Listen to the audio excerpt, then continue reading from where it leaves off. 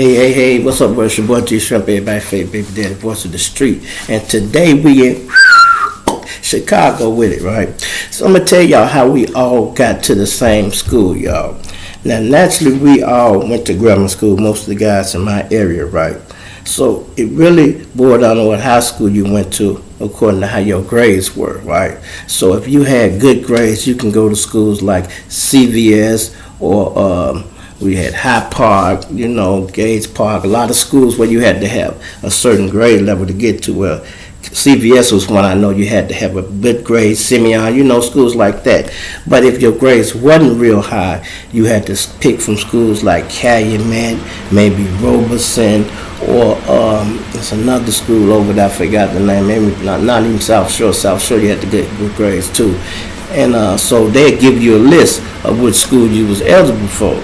So how we all picked the same school was where everybody compared their little grades and seen what was, available. So most of my guys was available to go to Calumet. So I'm like, well, if y'all going to Calumet, we might as well all go. So when we end up in high school, we had 10 guys at the school already. So naturally, if we young and mobbing, that made us strong. But we still had to deal with situations anyway because a lot of other people would have 5 guys at the school, 7, 10, and then when you put everybody together, it's just a mix of bullshit. Then you talking about teenagers, they didn't even develop no personality character yet, and then all they know is trying to build reputation. That's just a recipe for disaster, and there's just a lot of tension going on, a lot of bullshit. So I always been the level-headed one anyway, right? And guys I ran with, either they was protecting me or they was strong-handed behind me, and they would always make sure I was straight. But the other guy that became the general in my neighborhood, he always used to be starting shit, my boy Dice Dog. And we always had people we could call, right? In high school, we used to have that saying like, nigga, I make that phone call. I make that phone call. When you say that, man, you go call somebody and get 20 niggas up here to make sure you straight. But nobody really had nobody to call but me, because I had big brothers at home and uncles at home. So I could actually make a phone call for real. And my boy Dice, they all had the accessibility to make the same phone call. But it got to the point where he was calling for anything. If a nigga look at him wrong, he'll call the guys up there. He'll call the guys up there. They got so mad at him calling the guys up there, they like, look, man, if Shrimp don't pick this motherfucking phone up, we not coming up to that school. Because they knew I'm going to assess the situation for real. I ain't going to start it if it's a problem. And I call, they know if I call, hey, Joe, man, these niggas up here, we need y'all. They on us. Because I'm going to make sure they up here for us. I don't care if it's 10 gangsters outside. I don't know who they want. Why would I call my guys up here? They could be up here for anybody. A lot of times people come get their guys, so it's 10 niggas out here, they picking up one of their little folk because they don't want him to get moved on. Everybody got loved ones go to this school, they don't want them hurt. And y'all hear all this shit that happening in the city, this shit be real. So when people got to come get you from school because it's a problem. So that's why we have to call people up there, So Dice, he used to always rush shit and call the guys for nothing. And then when I think about all the times they did come up there and they'd insist us, and the time we really had to tear up at school, we did it ourselves. How we end up having a ride in the school, y'all, we got kicked out of the school. We could never go to Calumet. When we got kicked out, that was it. We couldn't go to no other school in the city because they said, if you got kicked out of Calumet, boy, you can't go nowhere. Because Calumet was damn near like the worst school you can go to. So when you get kicked out of that, it's over with for you. How we get kicked out of Calumet? Naturally, my boy Dice in the room somewhere. He was in one of his classrooms. So some gangsters come in there. I guess they gonna jump on him, right? Now in the high school, all the stones hung on the second floor, and all the gangsters hung on the third floor. And the first floor was like neutral because you got all the officers down there. Don't nobody want to be down there with them no way, right? So we would hang in the bathroom on the second floor, and the third floor was the first folks, right? So they done creeped in one of his classrooms, y'all, and jumped on him. About 5 niggas jumped on him. I'm talking about they beat him up good. They had him all blacked out, and he seen one nigga thumb, he said, and he bit the man thumb so hard, y'all, and he pulled it off to the bone. I'm talking about to the bone. And then when the dude let him go, he got up, hit him with a chair, and he made it to the second floor bathroom. Now, once he get to the second floor bathroom, that started a riot in the school. Now, we goes to the third floor, and we just tearing up the school. Now, I wasn't in the bathroom. I'm not going to lie. I wasn't in the bathroom. When I started hearing about it, I was somewhere else probably making a play. And people are coming telling me what's wrong. Every floor I go to, they fighting on this floor. I get up here, they going down there. We get up here, and there's chaos everywhere. They pushing the call button, and I'm like, damn, I'm trying to catch up with them. I can't never catch up to the crowd. Every time I get there, they going down there. I get to the next floor, they going down here. And they went around the school for a nice minute, y'all. And then now the police and shit are coming. We know a lot of shit going on. I had a gun I had in school, y'all. This nigga, one of my guys, he had my gun a whole month. Now when the police and shit come, here you go. Really, motherfucker, now you get it back. I've been asking you for this motherfucker. You done had in your locker all this time. He want to give it back to me. So I'm like, okay, I'm going to put it in my locker. I put it in my locker. Now when I catch up with the guys, just in time to go to jail, y'all. Just in time to go to jail. I get with them, what's happening? They telling me what's going on. Now here the police come. Swarm, locked all us up. So I'm like, man, well, we finna split up, y'all. We try to split up and go in different classrooms. They had been watching us on cameras or whatever. When they start coming to get people, they start calling our name on the AP system. Why they call my name? I ain't punching none of that. I ain't even in it. But the fact I associate with these guys, they call my name. We gets in the paddy wagon, right? We all finna go to jail. Now, we've been selling weed in school all this time. My man got about $700. I got like $200. I'm thinking we go bond everybody that's in here out. He talking about he ain't gonna bond nobody out. I said, you crazy as hell. Me and him get to arguing in the paddy wagon, y'all. We about to fight back there. Nigga, we ain't nobody staying in jail. We finna pay for everybody and we finna go home. I ain't paying nobody. Boy, you stop it. You better stop playing. You feel me? And people be like that for real, but here we done tore up the whole school for you, and you talking about you ain't bonding nobody out. I bet he looking like, this is my weed money, I ain't gonna do that. When you young, all you know, don't fuck the cop money up. Shit, you gonna stay in jail too? That's crazy. And the guy I'm talking to, Dice, that's the man, that's my man, right? That robbed the bank, y'all. He was a bank robber, right? Dice, he was a bank robber, y'all. That was his thing. He just, I think some people, y'all, have y'all, I don't know if y'all ever seen the North Hollywood shootout. That was them guys who went in there with the armor and they robbed the bank. And they had the shootout with the police. Right? Y'all probably do remember that. They had the shootout with the police. Well, when they arrested them guys, these guys had, one of them had 200-some-thousand in the safe. And I said that to say this. People get addicted to robbing the bank. It ain't about the money. Because my guy, when he started doing it, the same situation eventually happened to him. When they caught him, he had money. And he just liked it, robbing the bank. You know, and he started small, y'all. The man started small. He robbed Church's Chicken, y'all, on Dollar Day. We talking about summertime, it's hot. It's like 90 fucking degrees outside. People are standing in line with their $1, their $2 to get chicken. The man goes in there and tear him off for $3,000. He come up out that motherfucker running full speed, jumping the car. He got money and he got a Brinks box. He gonna leave it in the getaway car. Man, you got to take that, boy. You can't ride around with no Brinks box. We don't own no restaurants, no stores. As soon as they pick the box up, they go run it. They go nowhere it will come from.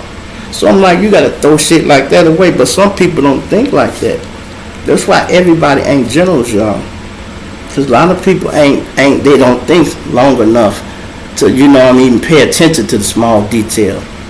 Most criminals get caught, it be the small shit. They've been did something and touched the can and don't even realize that they left their fingerprints on it. Cause when the shit jump, that's the last thing you're thinking about. But you should have been thought about it, right? So what he did when he was robbing the bank, y'all, he robbed one bank. He started with that one. First bank, he come out with a nice little amount of money, just spent it out, jagged it off. Then he telling everybody about it. They went, hit another one, took 6 people. 6, they all come back a stack apiece. Remember I told y'all that story. I said I don't think it was really worth it. He kept doing it, y'all. Kept doing it. I think I told this part of the story before. When they came and got him, y'all, I swear to God, it's like a TV show for real. Police everywhere in unmarked cars, but just the hood. You know, people like, man, there's a cop in front of my house all day, tinting up. Look like it's white boys. So I'm getting all these calls. And you know, I'm tipping on the block at the time. So when I go standing in front of a person's house I was fucking with, I'm standing there and the guys pulling up like, man, Shrimp, they said the police down here, they down there. I'm like, yeah. So we didn't know what they was on though, because we wasn't sure. We just know something going on, right? Now, on the meanwhile, he had robbed like 3 banks already. Now, they coming to get him from that, y'all. He coming back from his 4th bank robbery. When he pulls up to the hood, he stopped and hollered at Turk. My boy Turk said, hey, man, police out here. You know what he said? And fuck you want me to do about that? And pulled off. He trying to give him the heads up. He pulls off, make the block. They didn't know it was him, y'all. So when he make the block and come back around, man, and park down there, boy, I swear I know I said this before. Everything on the car, y'all, turned red and blue, and they just rushed him, y'all. They just rushed him and shit. I even said they landed a fucking helicopter on May. Don't ask me how. You got to go measure that. I'm talking about a real fucking helicopter. And I'm like, wow, look at this shit here. One of the big guys, he had one of the little moles with him. This nigga was like 6 feet tall. That white motherfucker walked up on him, hit that nigga in the back of the head with that shotgun, like, boom!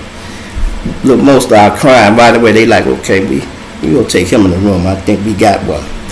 And Dice been gone, y'all. He been locked up at least, man, maybe it's about 15 years now. He got 38 years.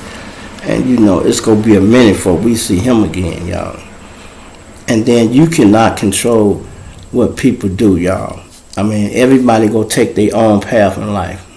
If you not no thinker, you know, shit go happen to you.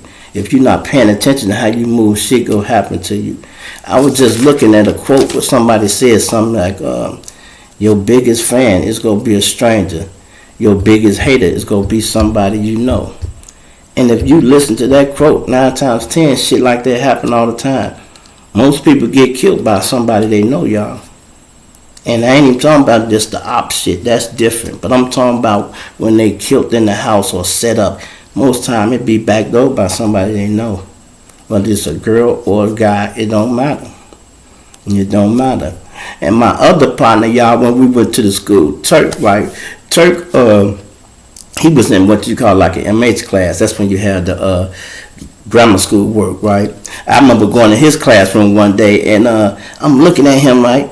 I sat down. I'm like, what is this, man? He like, that's my work. I'm like, what is this? I'm like, 2 + 2 is 4. 2. I'm doing all this little work real quick. And the teacher come back in and she like, what you doing there? I'm like, can I be in this class? I said, shit, I can graduate this week. She like, fuck, get out of here, you damn fool. Get out of here. She was laughing so hard. I'm like, shit. Boy, if I had work like that, boy, I'd have. And then, you know, the funny part about it is when we all end up grown, he the only one with a diploma, y'all, from Calumet. We had to get ours in jail, GEDs and all that, right? Look, and then at that same school, I had another friend, y'all, named Calvin. We used to call him RoboCop. Would you believe that man grew up to be a fucking police for real? He used to be this, and he was quiet. We held him down because he was on our block, right? He never was really into the gangs, but he's, you know, you're guilty by association, so he ran with us. He was real smart, brainiac. He had classes before me, right? So he used to do the work for me, and then we'd have a surprise test or something. He'll wait. Sometimes I would be coming late to the classroom. He was standing in the hallway till I get there. He'd be like, this is what we're doing today. I did it already. I'm all right, I got you. You know, so I would just go put it on my paper and do it. I would do extra work, y'all. I got an A, and I hardly ever been to that class because I did all the work. Whenever I came to that class, I had assignments from yesterday, the day before that, because he was always keeping me up with it. So I would be like, teach, I did the work from yesterday, the day before. She's like, damn, really? Okay. I had a straight A in that class because it was him. And when I say he became a cop, y'all, I'm talking about it tweaked me out one day when the man pulled around the corner and we looking on the block. We like, heads up, here come the police. He go around the first time and he come back and he stopped. He didn't want to rush us because he knew how we get out, right? And he got out. I'm like, man, no, you ain't never became no cop for real. He like, yes, I did. That's how he told me, yes, I did, man. He said, man, I don't like it over here. He told me he like it over there where the Hispanics at. He like to jump out and chase people, y'all. And even then, we used to call him RoboCop, and look how shit worked. He became a cop for real. Then I had another friend, y'all, become a cop. And you wouldn't believe how he lost his shit, y'all. Just being connected to somebody else, right? When he first got his gun license, y'all, naturally, he a gangman, right? He buying straps for us. He buying straps from us. So we had a bunch of weapons that he can't answer for. So when he got in the jam in the situation, it kind of fucked him up. Somebody threw him under the bus, y'all. You know, these niggas be acting like they gonna be loyal. They don't be being loyal, y'all. When I think about it, they don't be being loyal because he was a good guy, y'all. He was a good guy. Few times he caught me moving out in the street and he didn't fuck with me because he like, man, I can't even light shrimp up because this thing gonna take off. You know, so he knew not to get behind me. Don't play with me like that. Don't fuck with police, dog. Whenever I'm dirty, if they hit the license, that's like, bing, I'm gone. If I'm dirty, I'm gone. I'm not finna sit there and wait. I don't go to, look, bro, I don't go to jail like that. I don't go fuck who you is. You got to swim, run, jump. Everything they taught your ass at that academy, you got to do it to take me to jail. We go do all that shit. Ain't no pulling over and I got a gun in the car, drugs. I ain't finna wait for you to find it. You go chase me 200 blocks. I'm gonna get out the car, run 200 blocks. I'm gonna swim 18 blocks. You gotta do all that shit. And once you finish doing that, we can go to jail. I'm gonna be soaking motherfucking wet with weeds on me. I ain't gonna be able to breathe. Okay, I give up.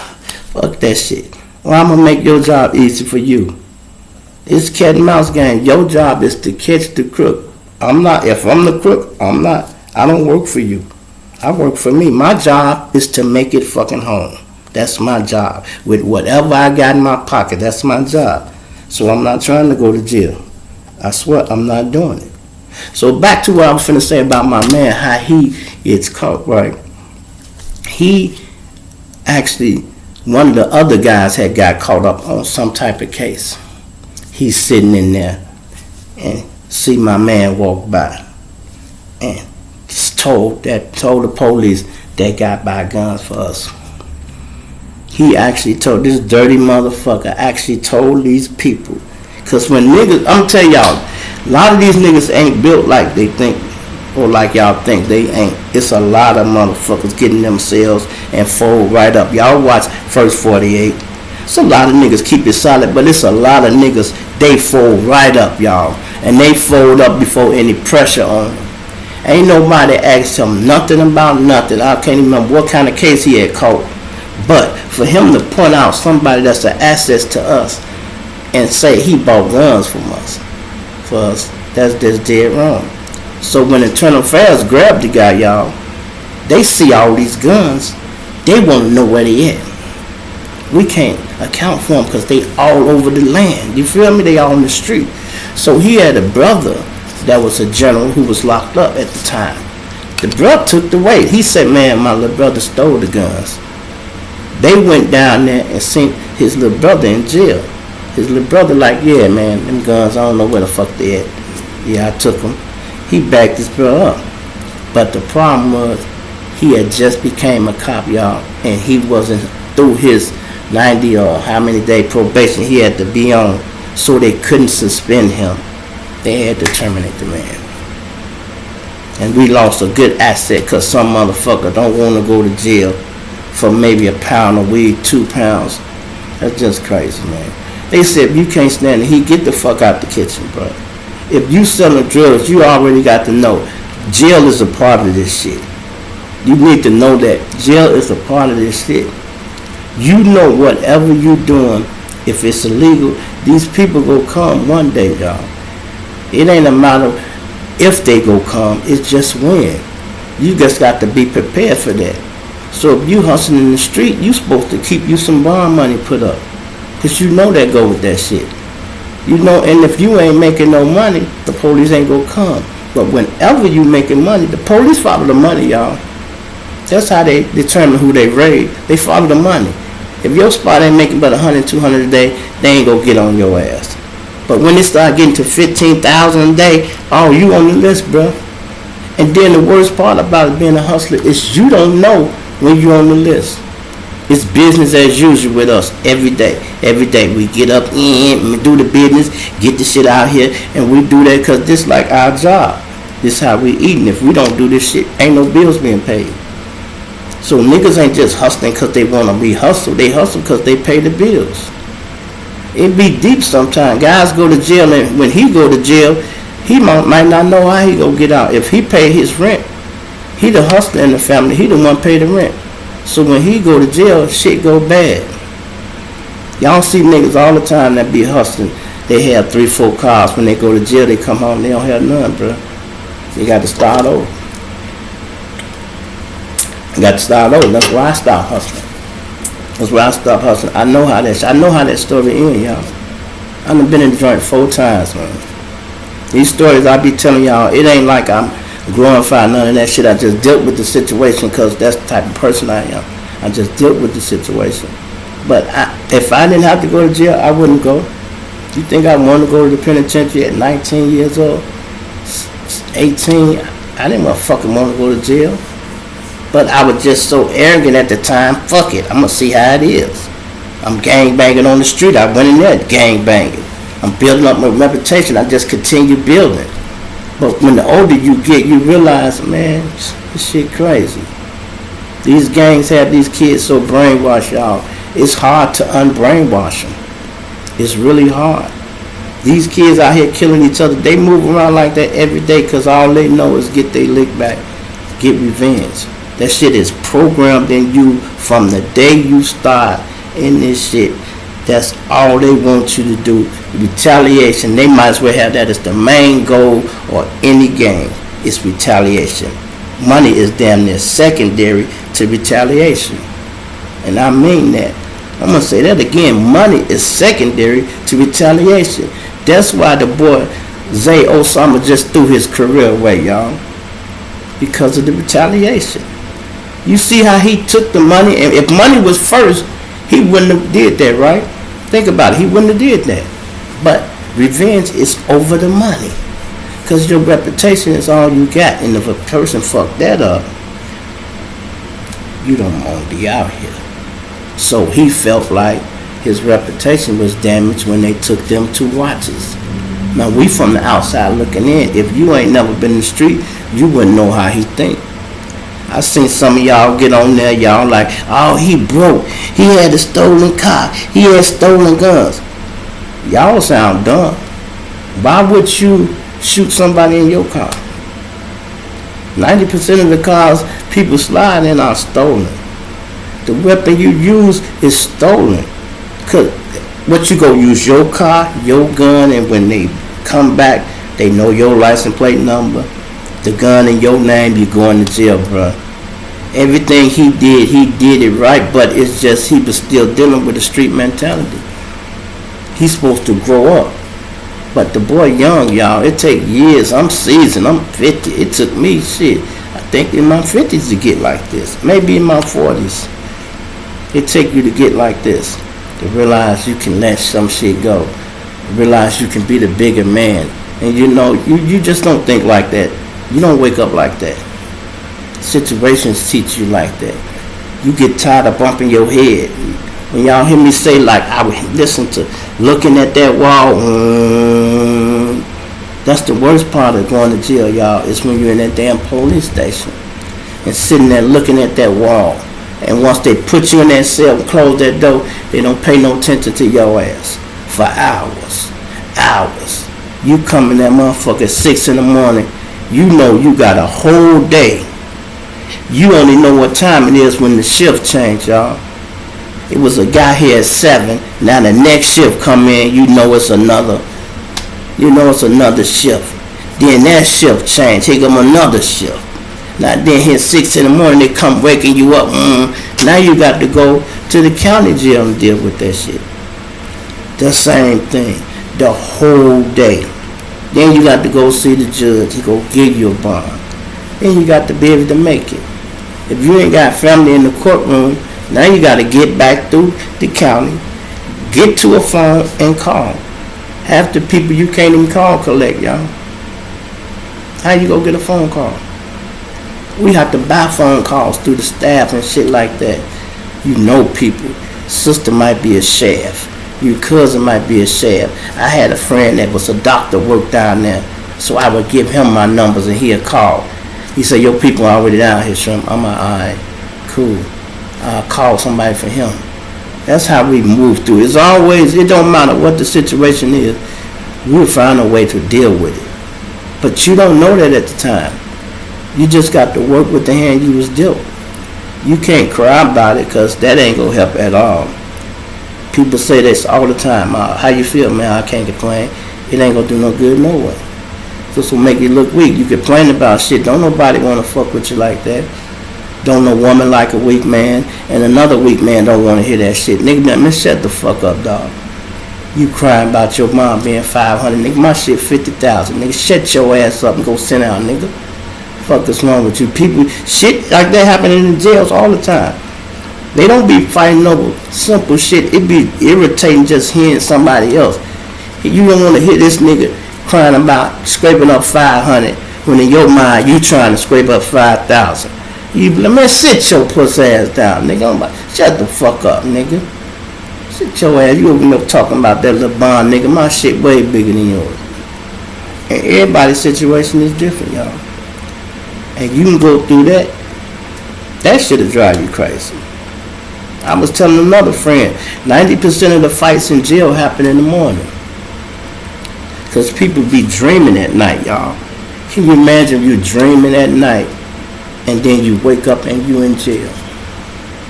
That shit'll fuck with you. And you got to sit there. Then you got to get your mind back settled. Okay, I got 2 years of this shit. That shit already irritates you. And when you get up, you don't want to hear nothing. Niggas be brushing their teeth, they don't be talking. You know, like I had to tell one guy, hey man, we don't start cracking jokes till after 12, bro. You want to see how people's mind is, how they feel. Nigga's sister been to die yesterday. He don't want to hear no funny shit. You know, he don't want to hear no funny shit. You got to let him process that information and relax until he can talk to some level-minded people and tell him it's going to be all right. You know, it's people in jail you could talk to. You might want to talk to a jokester at night. In the morning, you might want to sit with the old heads and, you know, talk about this. Everybody do something different. Some people like playing cards. Some people like playing chess. I didn't like none of that shit. You know what I mean? I didn't do none of that. I'm just a little different. I don't know why. I just didn't. I deal with situations. I don't like playing cards because it always escalates into some extra shit. I don't like doing nothing that's going to put me in any unnecessary shit.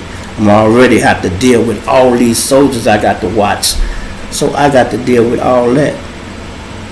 Everybody can't be a general, y'all. Everybody don't want to be responsible for a bunch of other people. Nobody want to be the one to say, okay, what I got to do is go control and fake what everybody else got to do. Don't nobody want to do that. That's how I end up the general. They just throwing the assignment to me. They made me the general before I even knew I was the general. I told y'all that story. I went to the fort. They calling me the general on the microphone because one of my guys in there needs some help. And he threw my name out there. They calling for me and I'm like, well, I ain't the fucking general because I know I wasn't at the time. They would beat your ass. You talking about you a general and you not. But this nigga need help. He and they just asked him who the leader, and this is what he thinking. Shrimp is our leader. That's what he really was thinking, because that's how they was feeling. That's how he really was feeling. But he wasn't even thinking that I shouldn't call him a leader. He should just say, this the man you could talk to for me. But he threw that title out there, y'all. And I had to deal with that. And then it got to the point where I got used to it, because I'm like, okay, well, I know I'm strong enough to deal with situations because of the family structure I had. I had mom and dad at home, brothers, all that. I know I'm going to be all right. I know I'm straight. I know my people going to get me. They ain't going to be mad I'm in jail. See, I ain't going to feel like a disappointment when I call home and say I'm in jail. I know my family was, all right, well, we finna come get you, because they knew what I was doing anyway. So I never did worry about shit like that. You feel me? I'm gonna plant you now, I'm gonna dig you later, man. It's your boy G Shrimp, everybody fake baby daddy boy. Oh, hit that like button, hit that cash out, man. I ain't been saying that, I almost forgot. People been playing with me, man. Hit that like, hit that cash out, man. It's your boy G Shrimp, everybody fake baby daddy, Wall Street. I'm out.